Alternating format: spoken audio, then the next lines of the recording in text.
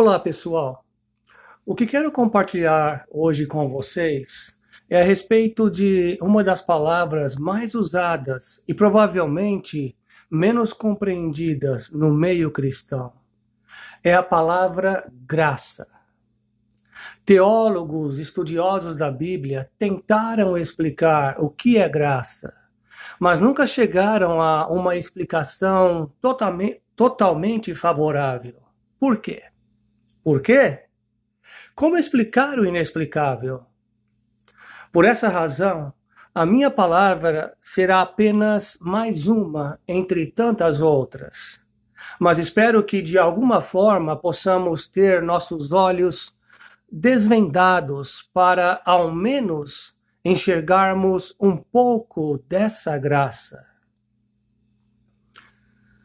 Uma das definições mais clássicas da palavra graça se resume em apenas duas palavras: favor e merecido. Ou seja, graça de Deus é você receber o favor de Deus sem merecer. Uma vez ouvi uma história que me ajudou a entender um pouco melhor a respeito da graça de Deus. Foi sobre um operador de ponte elevadiça de trem.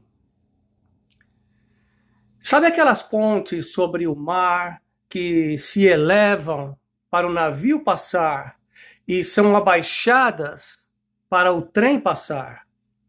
Pois então, o trabalho daquele operador era, usando uma alavanca, era levantar e abaixar a ponte, usando aquela alavanca. Este era o trabalho dele. Normalmente a ponte permanecia erguida devido ao intenso tráfego de navios.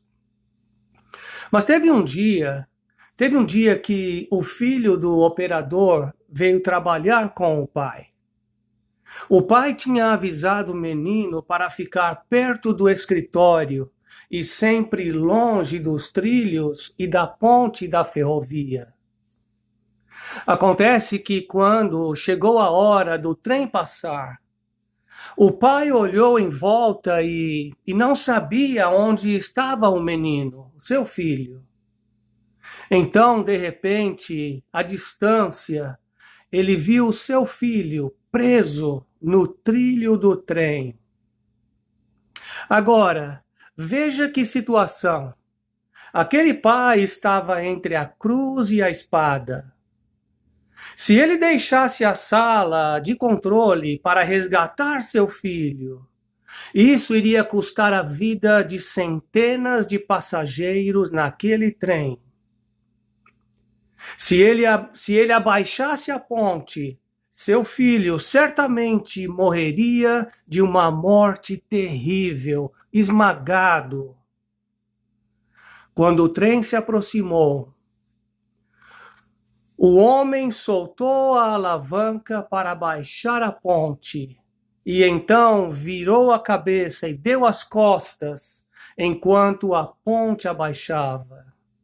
O trem iria passar e seu filho seria esmagado, e ele não podia ver aquela cena.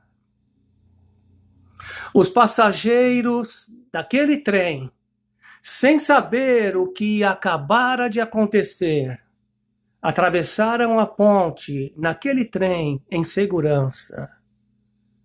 Enquanto isso, muitos daqueles passageiros, muitos deles, como de costume, acenavam para o homem, o operador, sem saber que o seu filho acabara de morrer uma morte horrível para que centenas de pessoas fossem salvas. Que história triste, hein? Esta é uma história muito triste. E que não apenas representa um ato de graça, mas os passageiros daquele trem representam a condição do mundo hoje, onde muitos estão levando a vida, sem perceber o alto preço que Jesus pagou pela salvação do mundo, mas que nunca aceitaram a sua graça. Em Efésios capítulo 2, do verso 1 ao 9, Paulo descreve a condição daqueles que antes estavam sem Cristo nesse mundo, mas que agora, por causa da sua graça e por causa do seu grande amor, agora têm vida em Cristo. O texto diz assim: vocês estavam mortos em suas transgressões e pecados, nos quais costumavam viver, quando seguiam a presente ordem deste mundo e o príncipe do poder do ar, o espírito que agora está atuando nos que vivem na desobediência. Anteriormente, todos nós também vivíamos entre eles, satisfazendo as vontades da nossa carne, seguindo os seus desejos e pensamentos. Como os outros, éramos por natureza merecedores da ira. Todavia, Deus, que é rico em misericórdia, pelo grande amor com que nos amou, deu-nos vida juntamente com Cristo, quando ainda estávamos mortos em transgressões. Pela graça vocês são salvos. Deus nos ressuscitou com Cristo e com Ele nos fez assentar nos lugares celestiais em Cristo Jesus, para mostrar nas eras que hão de vir a incomparável riqueza de sua graça, demonstrada em sua bondade para conosco em Cristo Jesus. Pois vocês são salvos pela graça, por meio da fé. E isto não vem de vocês, é dom de Deus, não por obras, para que ninguém se glorie. Graça é favor imerecido. Não merecíamos a salvação, mas por causa do amor incondicional de Deus, Ele quis nos salvar através do sacrifício de Jesus na cruz do Calvário. Pela graça, Ele nos salvou. Graças a Deus.